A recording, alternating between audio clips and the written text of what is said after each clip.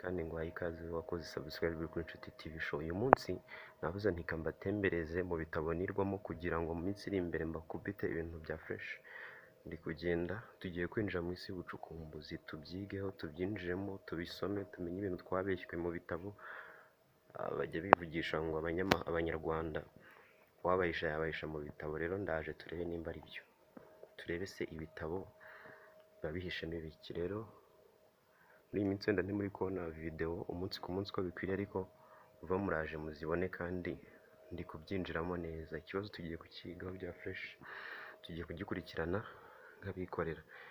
Ni library nirwamo ndi gusoma ibitabo, ndeba ibiki abantu bagiye bavuga baduhishe koko nimba atari ibihuha. Ni ibitabo bitandukanye turaza kugenda tubyinjiramo tubyigaho umunsi ku munsi, kuva kuri kimwe kugeza kuri bibiri. Ni njye muzabana muri iki kiganiro kandi bizagenda neza kuko nitubana tuzabishobora. Ibitabo tuzabisoma, tubive imuzi, tubive imuzingo, tubizenguruke rwose tugeze handi uvuga uti wow, it was interested. Ibitabo bitandukanye by'amateka tuzagenda tubyinjiramo tubisome, amadictionnaire, amabibiliya, ibyegeranyo mu byitegure vuba aha ngaha kuri channel y'Abanyarwanda Nshyashya. Waba ugomba kudacikwa kuko warakoze subscribe kuri Inshuti TV show, kandi ndabizi neza bizagenda neza nitubana. Urakoze, komeza ubane natwe umunsi ku munsi, kandi ndaje mbakubita ikindi kiganiro cya fresh.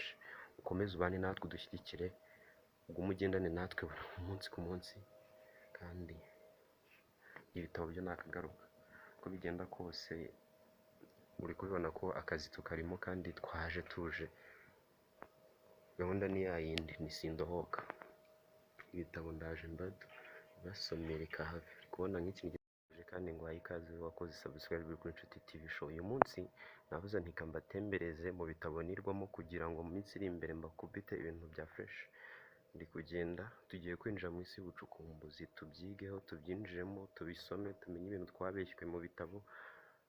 Bajya bivugisha ngo abanyarwanda wabayisha yabayisha mu bitabo. Rero ndaje turebe nimba ari byo, turebe se ibitabo biba bihishemo ibiki. Rero muri iyi minsi wenda ntimuri kubona video umunsi ku munsi uko bikwiriye, ariko uva muraje muzibone kandi ndi kubyinjiramo neza. Ikibazo tugiye kukigaho bya fresh, tugiye kugikurikirana nk'abikorera. Ni library nirwamo ndi gusoma ibitabo, ndeba ibiki abantu bagiye bavuga baduhishe koko nimba atari ibihuha. Ni ibitabo bitandukanye turaza kugenda tubyinjiramo tubyigaho umunsi ku munsi, kuva kuri kimwe kugeza kuri bibiri.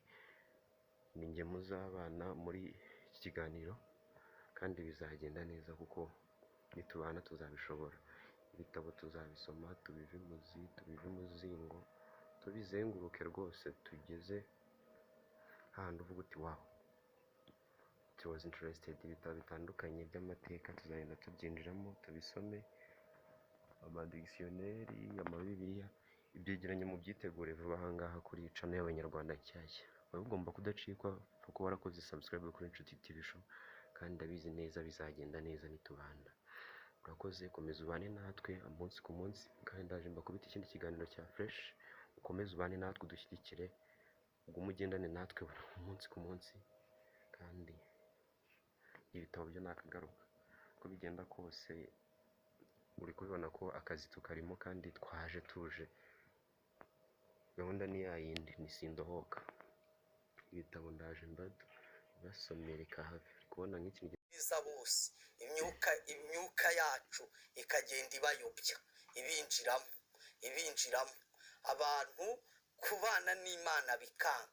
Niho abantu kwiyiriza bitagikunda.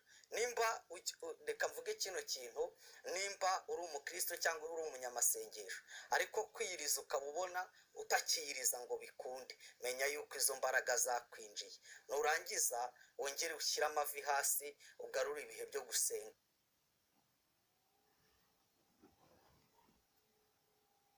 Wamaze kwinjirirwa, nimba ubona utakiyiriza, ikindi twakoreshaga ikindi kimenyetso, wowe nimba ubona koko mu mutima wawe wowe muri rusange wowe bwite ndi kuvugana nawe utiyiriza kandi usibye no kwiyiriza ukajya ubona uhora mu bintu ukibaza nsenze imyaka 10 nsenze imyaka iyi n'iyi ariko ko nta kintu mbona ko nta kintu mbona iyo myuka yacu yabaga yamaze kukugeramo sibyo kwizera uwo mugabo wo hejuru bikarangira muri wowe wamara kurangira ugasigarana ku gipindi natwe nk'uko natwe twabaga tumeze ukajya ubyina wafata mikoro waba uri umuririmbyi urwego rwose waba urimo ukorera Imana ukaba uri umunyabyaha kandi uba no mu rusengero nizo mbaraga rero twakoreshaga ibyo ngibyo ni ibyanjye bwite ubwo ibyo ngibyo ni igihe wabikoraga. reka yenda tujye kuri iki cyiciro nashaka kumenya byimbitse cyane iby'iyi mikoranire yaje kugenda ivamo n'impfu za bamwe na bamwe ubwo navuga ngo tujye ku cyiciro cy'ibyaturutse ku mpamvu yenda avuze ati Pastor Theogene urupfu rwe ni ibingibi na ba Rutayisire nabyo byagiye bizamo nagira ngo uduhereze ukuri kuzuye kugira ngo n'umuntu udukurikiranye nawe abyumve neza cyane. Ubwo reka ninjire mu gice cyo kuntu Pastor Theogene twaje kumutwara. Niwe wabigizemo uruhare cyangwa niwe wari kuri misiyo? Twari turi misiyo twese nk'ikipe y'abakorangahe ya pasiteri 10 nk'uko nabivuze ya pasiteri 10 ubwo ngubu bamutwaye kubera yishe amasezerano kubera iki ari byo arimo kugenda arengaho arimo kugenda arengaho ari kugenda nyine atacyubahiriza amasezerano nk'uko bikwiye undi gihewe kubera ko urumva ko nagezeyo nyuma hari indahiro cyangwa se hari ibyo nasanze we yarasezeranye ntigeze mbasha kuba nakumva n'amatwi yanjye ariko urumva we yari yagize nyine uburyo bwo kumugira umusitari nubwo yavuga ikintu kibi ariko kikumvikana yuko ari ikintu kigomba gukurura abantu uburyo bwo kumugira umusitari n'uburyo bwo gutunga amafaranga rero ukuntu twaje kumutwaramo yagiye arenga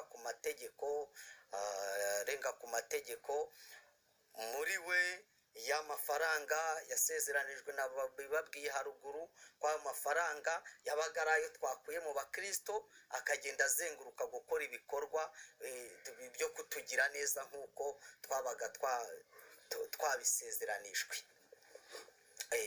Ubwo rero we yaje kubona ya mafaranga agenda arushaho kugenda yumva yuko yakwitandukanya natwe hanyuma rero kuko icyo gihe ndabyibuka hari igihe yakoze hari isaha yabwirije mu rusengero rwo kwa Pasiteri Mignone iyo saha yaratubabaje cyane imaze kutubabaza ituma dufata n'icyemezo. kubera iki yababaje?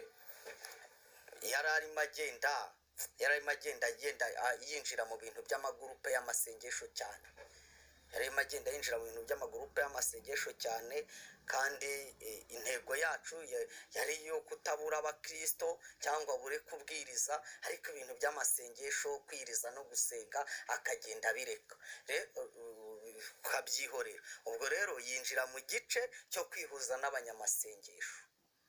Yenze gute ngira ngo dusobanurire muri buno buryo uri kubivugamo kugira ngo umuntu ubyumva ataza kuvuga ko ari ibintu byo gupapira cyangwa se ari ibintu byo kwishakira yenda kuvuga inkuru zo kugira ngo abantu bakumenye cyangwa se n'izindi yenda nyungu zindi ku ruhande ariko atari byo.